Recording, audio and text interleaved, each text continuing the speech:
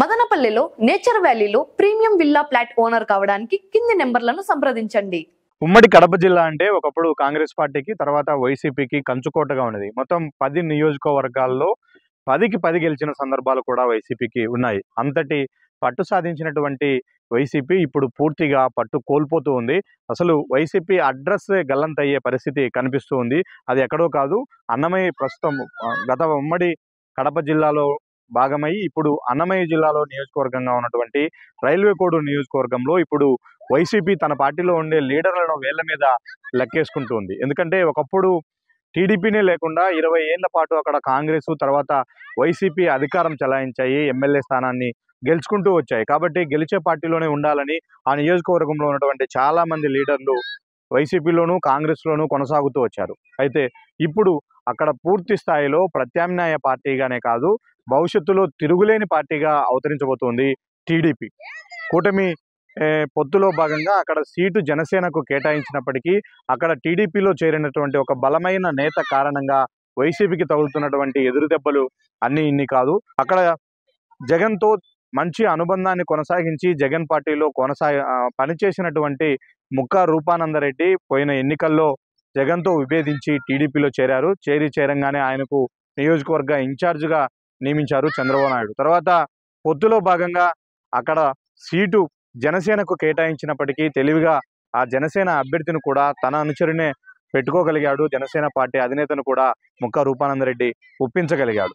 అంతేకాకుండా ప్రభుత్వం అధికారంలోకి వచ్చిన తర్వాత ఆయనకు ప్రోటోకాల్ ఉండాలన్న ఉద్దేశంతో అడా చైర్మన్ పదవిని కూడా ముక్కా రూపానందరెడ్డి సాధించుకోగలిగారు. ఈరోజు రైల్వే కోడూరు నియోజకవర్గంలో ముక్కా రూపానందరెడ్డి కుటుంబం మొత్తం నిత్యం పనిచేస్తూ ఉంది. ప్రతి మండలంలో ఏదో ఒక రోజు ఏదో ఒక చోట కార్యక్రమాన్ని ఏర్పాటు చేసుకొని ముందుకెళ్తూ ఉన్నారు. ఎక్కడ చూసినా కూడా అక్కడ టీడీపీ జనసేన తప్ప వేరే పార్టీ ఏది కూడా కనిపించే పరిస్థితులు లేవు. ఇప్పుడు కీలకమైనటువంటి చాలా మంది వైసీపీ నేతలు కావచ్చు, కేడర్ కావచ్చు, వాళ్ళందరినీ ఒక్కొక్కరిగా తమ వైపు తిప్పుకోవడంలో, టీడీపీలో చేర్చుకోవడంలో ముక్కా రూపానందరెడ్డి వ్యూహాత్మకంగా వ్యవహరిస్తూ ఉన్నారు.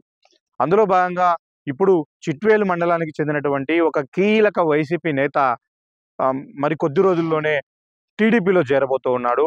దాదాపు ఆ మండలంలో 5-10 వేల ఓట్లను ప్రభావితం చేయగలిగేటువంటి పాటూరు శ్రీనివాసులు రెడ్డి ఇప్పుడు వైసీపీని వీడి టీడీపీలో చేరుతూ ఉన్నాడు. దీంతో వైసీపీకి ఇది చాలా పెద్ద ఎదురు దెబ్బే అని చెప్పవచ్చు. అంతేకాదు ప్రతి పంచాయతీని, ప్రతి గ్రామాన్ని కూడా టార్గెట్ చేసి అక్కడ ఇంతకాలం వైసీపీలో ఎవరైతే క్రియాశీలకంగా పనిచేశారో ఆ క్యాడర్లను, ఆ లీడర్లను అందరినీ కూడా టీడీపీలో చేర్చుకోవడమే టార్గెట్గా పనిచేస్తున్నారు ముక్కా రూపానందరెడ్డి. బొజ్జావారిపల్లి, ఉప్పరపల్లి లాంటి పంచాయతీ మేజర్ పంచాయతీలు ఇవి. ఇలాంటి పంచాయతీల్లో రేపు పంచాయతీ ఎన్నికలు వస్తే కనీసం వైసీపీ తరపున నిలబడడానికి సరైన క్యాండిడేట్ కూడా దొరకని పరిస్థితి ఉందంటే అక్కడ పూర్తిగా ఒకప్పుడు వైసీపీకి కంచుకోటగా ఉన్నటువంటి ఆ ప్రాంతాలను ఇప్పుడు టీడీపీకి కంచుకోటగా మలచడంలో రూపానందరెడ్డి వ్యవహరిస్తున్నటువంటి తీరు అక్కడ వైసీపీకి పెద్ద ఎదురు దెబ్బను మిగులుస్తూ ఉంది.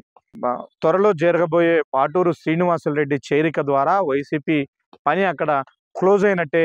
ఇక ఆ పార్టీలో క్రియాశీలకంగా పనిచేసే నాయకులు పెద్దగా ఉండకపోవచ్చు. ఒకరిద్దరు మిగిలినా కూడా భవిష్యత్తులో వారిని కూడా టీడీపీ వైపు తిప్పుకోవాలన్న వ్యూహంతోనే రూపానందరెడ్డి ముందుకెళ్తూ ఉన్నారు. అయితే ఎన్నికల్లో ఒక వేవ్ వచ్చింది. ఆ వేవ్లో కారణంగా రైల్వే కోడూరు కూడా గెలిచింది అని అనాలిసిస్ చేయడానికి లేదు. ఎందుకంటే అక్కడ ఉన్నవి చాలా ప్రత్యేకమైన పరిస్థితులు.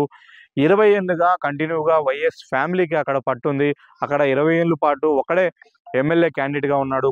కేవలం కొరముట్ల శ్రీనివాసులు వంటెద్దు పోకడల కారణంగానే ఆ వైసీపీలో కీలకంగా పనిచేసినటువంటి నాయకులందరూ టీడీపీలో చేరుతున్నారు. దానికి మరో ప్రధానమైనటువంటి కారణం ఒకప్పుడు ముక్కా రూపానందరెడ్డి వైసీపీలో పనిచేశారు. ఆయనతో వైసీపీ లీడర్లందరికీ కూడా మంచి సత్సంబంధాలు ఉన్నాయి. ఆ సంబంధాల నేపథ్యంలోనే ఈజీగా ఆయన ఎవరినైనా కలవగలుగుతున్నారు, పార్టీలోకి ఆహ్వానించగలుగుతున్నారు. ఆయన ఆహ్వానించిన వెంటనే వాళ్ళు కూడా పార్టీలో చేరడానికి ఆసక్తి చూపిస్తూ ఉన్నారు. ముక్కా రూపానందరెడ్డి కుటుంబ సభ్యులందరూ కూడా రాజకీయాల్లో యాక్టివ్గా ఉన్నారు. ప్రతిరోజు వాళ్ళు నియోజకవర్గంలో తలా ఒక దిక్కెళ్ళి అనేక అభివృద్ధి కార్యక్రమాల్లో పాల్గొంటూ ఉన్నారు. అయితే మొదట్లో ఫ్యామిలీ మొత్తం కూడా ప్రోటోకాల్ కోరుకుంటూ ఉంది. వాళ్ళు ఏ అధికారిక హోదాతో ఇలాంటి కార్యక్రమాలు చేస్తున్నారు, ఇదంతా ఒక కుటుంబం కనసన్నల్లోనే జరుగుతుంది అంటూ ఆరోపణలు ఎదుర్కొన్నటువంటి ఆ కుటుంబం ఇప్పుడు అదే ప్రజల చేత శబాస్ అనిపించుకుంటూ ఉంది. ఎందుకంటే ముక్కా రూపానందరెడ్డి భార్య వరలక్ష్మి ఆమె నేరుగా సీఎం రిలీఫ్ ఫండ్, ఎక్కడ పేదవాళ్ళు ఉన్నా కూడా వాళ్ళకు ప్రభుత్వం నుంచి సీఎం రిలీఫ్ ఫండ్ రూపంలో అందించాల్సినటువంటి సాయాన్ని అందించే విధంగా చేయగలుగుతున్నారు. అంతేకాదు నేరుగా వాళ్ళ ఇంటికే వెళ్ళి సీఎం రిలీఫ్ ఫండ్ చెక్కులను పంపిణీ చేసే సాంప్రదాయం ఒక రైల్వే కోడూరు నియోజకవర్గంలోనే ఉంది. వాళ్ళు ఈ సాంప్రదాయానికి తెరతీశారు. ఇక ముక్క సాయి వికాస్ రెడ్డి, ముక్క రూపానందరెడ్డి కొడుకు, ఈయన అక్కడ ఉన్నటువంటి యువతనందరినీ సమ్మిళితం చేసి, సంఘటితం చేసి వాళ్ళందరినీ కూడా, ఇప్పటి వరకు వైసీపీలోనే ఎక్కువగా యువత ఉండేవాళ్ళు ఆ నియోజకవర్గంలో, వాళ్ళందరినీ కూడా టీడీపీ వైపుకు తీసుకురావడంలో, వాళ్ళందరినీ పార్టీలో యాక్టివ్గా పనిచేసే విధంగా చేయడంలో సాయి వికాస్ రెడ్డి చాలా కీలక పాత్ర పోషిస్తున్నారు. ముక్క రూపానందరెడ్డి, ఆయన భార్య, కొడుకు అందరూ కూడా పూర్తి స్థాయి రాజకీయాల్లో సమయం గడుపుతూ ఉన్నారు. ప్రతిరోజు ఏదో ఒక గ్రామానికి వెళ్తున్నారు, ప్రజల సమస్యలు తెలుసుకుంటున్నారు, అభివృద్ధి కార్యక్రమాలకు శంకుస్థాపనలు చేస్తూ ఉన్నారు. అంతేకాకుండా ఇన్ టైంలో వాళ్ళకి కావాల్సినటువంటి సాయం ప్రభుత్వం నుంచి అందే విధంగా చేయగలుగుతున్నారు. ఒకవైపు ముక్క రూపానందరెడ్డి అడా చైర్మన్గా కొనసాగుతున్నారు. మరోవైపు అక్కడ స్థానిక ఎమ్మెల్యే అరవ శ్రీధర్, జనసేన ఎమ్మెల్యే, ఆయన కూడా ఈయనతోనే కలిసి పనిచేస్తూ ఉన్నారు. వీళ్ళందరి దూకుడుతో అక్కడ వైసీపీ బేజారెత్తుకుపోయింది. ఇప్పుడు ఆ పార్టీలో ఉండడానికి ఎవరు కూడా ఇంట్రెస్ట్ చూపిస్తున్న పరిస్థితి లేదు. ఎందుకంటే రైల్వే కోడూరు నియోజకవర్గంలో ఇంతకాలం పట్టు నిలుపుకోవడానికి పెద్దిరెడ్డి కుటుంబం కొద్దిగా అక్కడ పనిచేసింది. పెద్దిరెడ్డి, మిథున్ రెడ్డి ఎప్పుడు కూడా రైల్వే కోడూరు నియోజకవర్గంలో వాళ్ళకంటూ కేడర్ని ఏర్పాటు చేసుకొని పార్టీ బలోపేతం చేయడానికి వాళ్ళు పనిచేశారు. అయితే ఈరోజు మిథున్ రెడ్డి జైల్లో ఉన్నారు. పెద్దిరెడ్డి రామచంద్రారెడ్డి కేవలం ఆయన నియోజకవర్గ రాజకీయానికే పరిమితమైన నేపథ్యంలో ఇప్పుడు అక్కడ ఉన్నటువంటి వైసీపీ కేడర్కి కానీ, లీడర్లకు కానీ ధైర్యం చెప్పేవాళ్ళు కానీ, అండగా నిలిచే వాళ్ళు కానీ లేకపోవడంతో ఇదే అదునుగా భావించినటువంటి టీడీపీ నేతలు జోరుగా పార్టీలోకి ఆహ్వానిస్తూ ఉన్నారు. వాళ్ళ ఆహ్వానం మేరకు వందలాది మంది కార్యకర్తలు, అలాగే నాయకులు అందరూ కూడా టీడీపీ వైపు చేరడానికి ఆసక్తి చూపిస్తున్నారు. ప్రతిరోజు నియోజకవర్గంలో ఏదో ఒక గ్రామంలో చేరికల ప్రక్రియ కొనసాగుతూనే ఉంది. ఈ చేరికల్లో ఇప్పుడు కీలక ఘట్టం పాటూరు శ్రీనివాసులరెడ్డి చేరిక ద్వారా చిట్వేలు నియోజకవర్గంలో టీడీపీకి మంచి పట్టు దొరికినట్లు అవుతుంది. ఇప్పుడు దీనిపైనే చర్చలు జరుగుతున్నాయి. అయితే A1 క్లాస్ కాంట్రాక్టర్గా ఉన్నటువంటి పాటూరు శ్రీనివాసులరెడ్డి గతంలో వైసీపీలో, అంతకుముందు కాంగ్రెస్లో చాలా కీలకంగా, క్రియాశీలకంగా పనిచేశారు. ఆయన కాంట్రాక్టర్ అయినప్పటికీ కూడా ఆయన ఎలాంటి పదవులకు కానీ, అంటే ప్రత్యక్ష ఎన్నికల్లో కానీ పోటీ చేయనప్పటికీ తనకంటూ